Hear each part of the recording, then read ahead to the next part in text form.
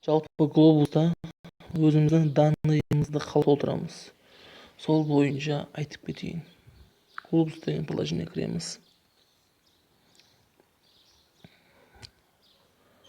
Оң жағында үш нүкте тұрады, сол жерде үш нүктеден бастаңыздар. Сайт деген же бар, сайт деген жерге кіресіздер. Сайт деген жерге кіргеннен кейін сол жағында үш сызыққа қойып тұрсыздар, соны үш сызыққа кіресіздер.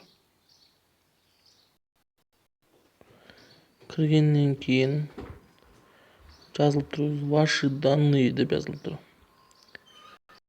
Ваши данные. Өздеріңіздің аттарыңызды, фамилияларыңызды, жылдарыңызды 30 жастан асырып қойса, сол реклама көп төгіледі. Содан кейін сохранить деген басасыздар.